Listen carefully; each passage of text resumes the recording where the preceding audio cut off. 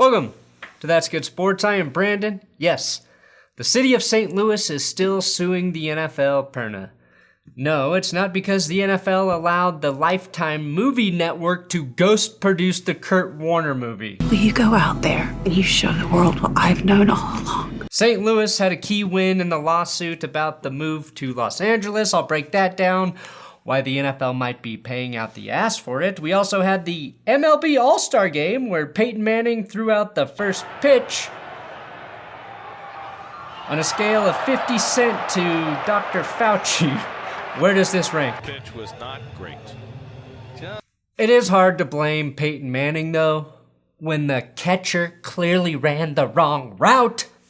That was Matthew McMillan's joke on Twitter, so I stole it with the same stealthiness I imagined Peyton Manning could steal bases.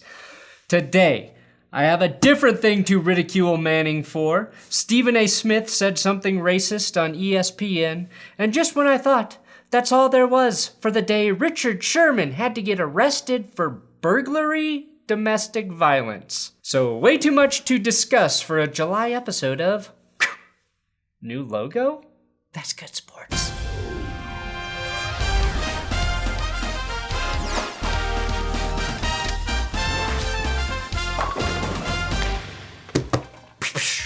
Do not subscribe to this YouTube channel if you have a heart condition.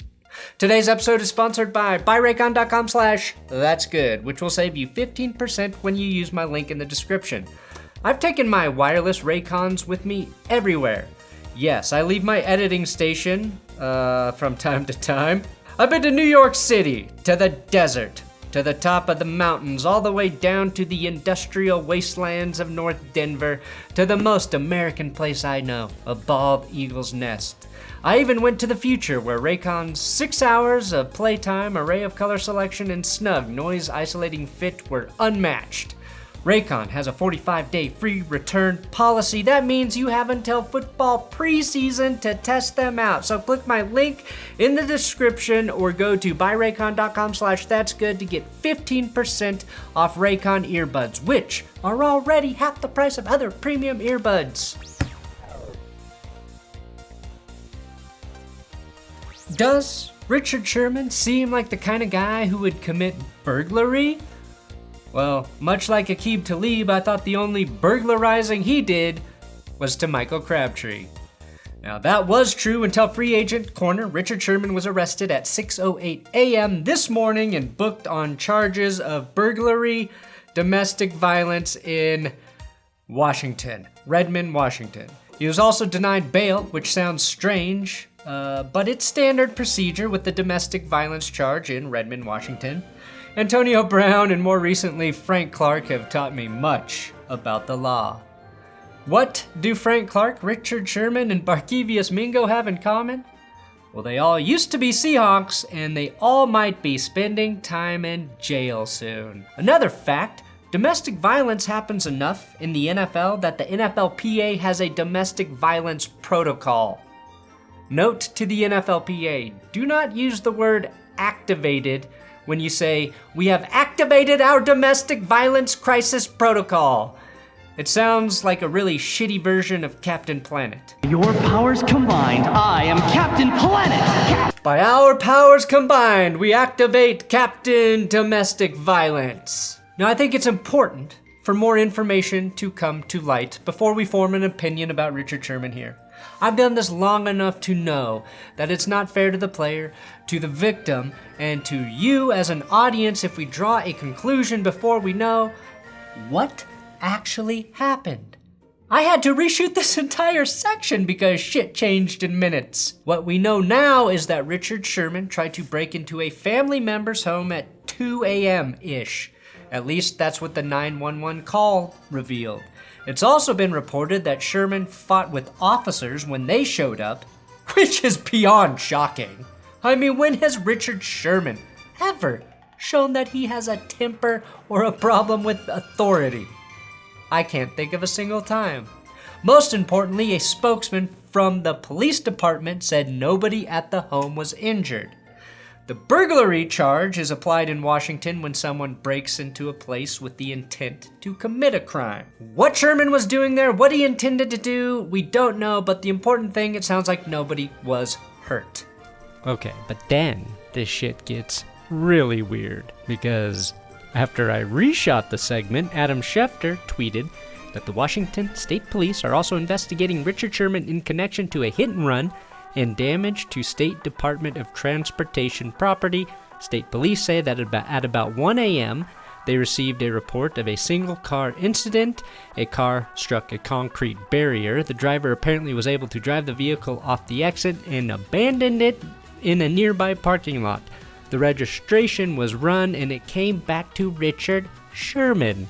So apparently state property is a fucking concrete barrier. And I also read on Twitter that a police dog was used to finally subdue Richard Sherman, which I actually think bodes well for his return to the NFL this season. That's a guy who's in peak physical condition.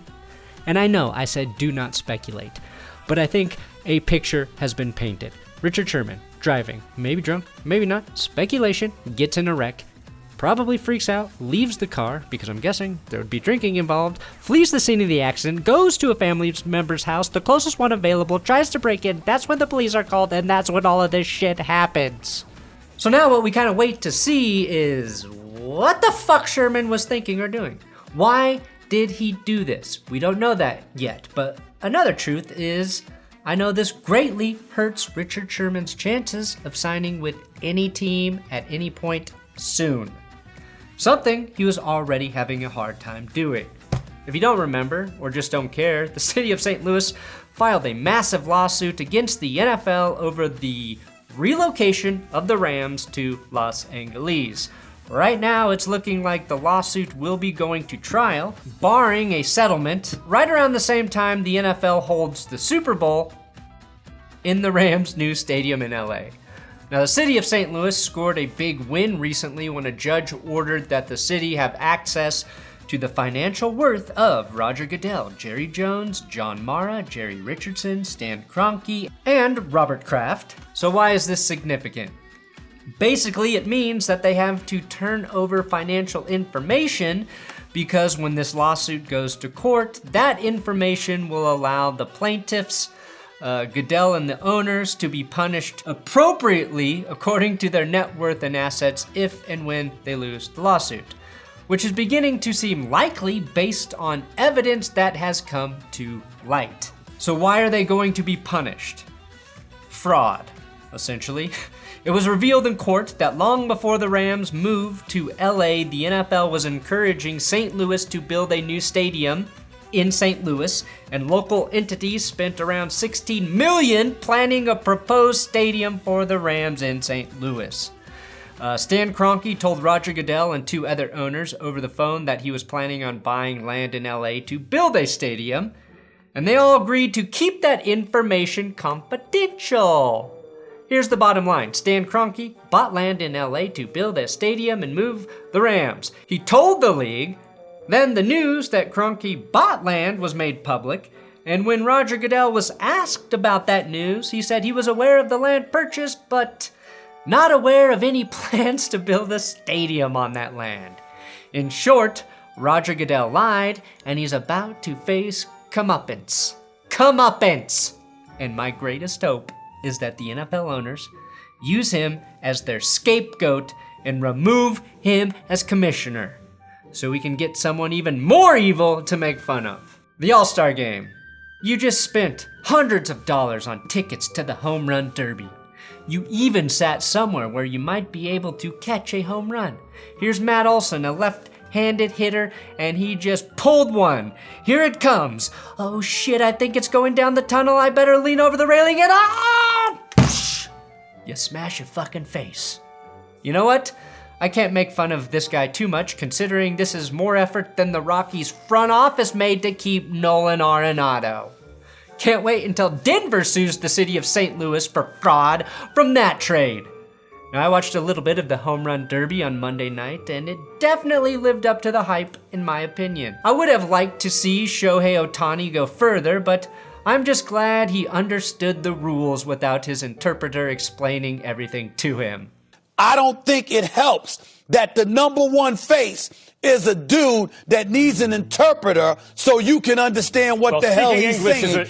Did you not see Stephen A. Smith saying something racist, offensive on ESPN about Shohei Ohtani? I don't think it helps that the number one face is a dude that needs an interpreter so you can understand what the hell he's saying. Here's how I know Stephen A. Smith is wrong. I know who Shohei Ohtani is, and I don't even watch baseball. I didn't even know he had an interpreter.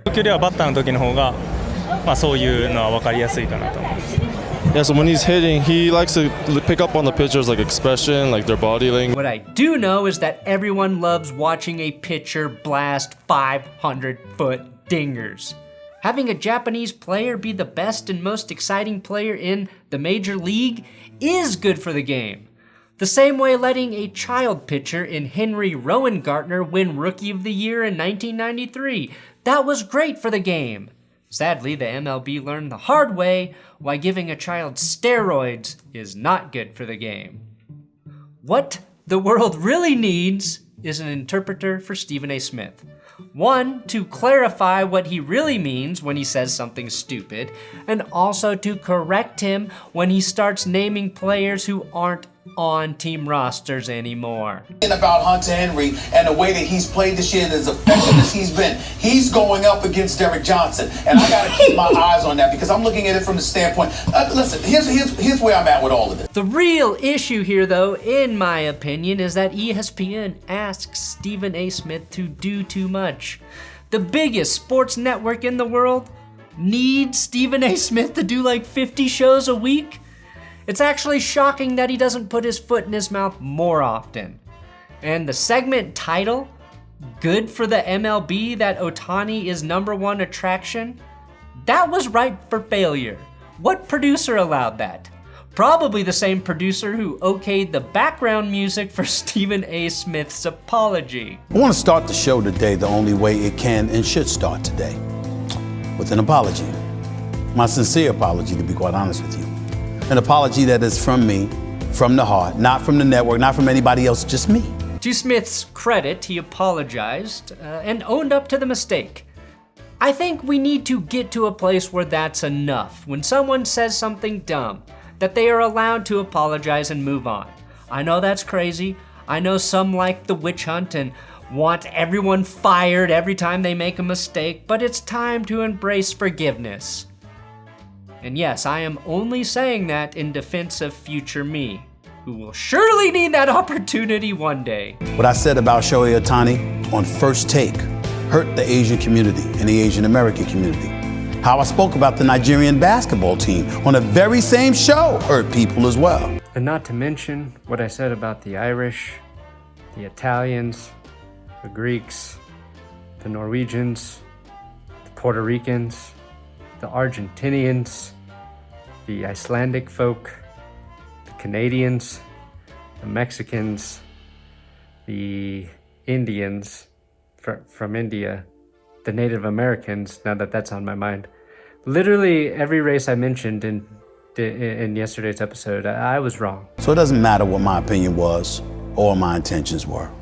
What matters is that I messed up, and that I intend to learn and listen to people in those communities to better understand their perspectives on their culture. And I think Stephen A. Smith can learn from Shohei Ohtani. Have an interpreter, because when Ohtani says something offensive at some point, he can just blame his fucking interpreter. Peyton Manning was at the Home Run Derby on Monday night, where he was asked about the prospects of Green Bay trading Aaron Rodgers to the Broncos. Something we haven't heard enough about. My gut is he's not coming to Denver. My gut is Denver's going to, have Drew Lock or Teddy Bridgewater be their quarterback. And at this point, you kind of know what your plan is. We can't be having a new quarterback up 3 weeks before the season. Yes, you can, Peyton. Yes, you can, Peyton. Yes, you can, Peyton. Here's my take. Obviously, Peyton Manning isn't going to spend the offseason mentoring Drew Lock only to come out in public and say that he hopes the Broncos trade for Aaron Rodgers. Can you imagine the headlines? After mentoring Drew Lock, Peyton Manning believes Broncos need major upgrade at quarterback. In his heart, I think he probably wants Aaron Rodgers to become a Bronco because Peyton Manning cares about the city of Denver. I mean, come on, he's at Coors Field wearing a Larry Walker jersey. But if we don't get Aaron Rodgers, I'm afraid this is the Broncos season in a nutshell. Thanks for watching That's Good Sports. Please subscribe here on YouTube. I'm on Twitter at Brandon Perna. I'm on Twitter at Brandon Perna, where I can say my name. My coffee company at Benchwarmer Brew. We got 3 blends, 5 Points and Urinating Trees blends. So if you want coffee, good coffee, check that shit out too.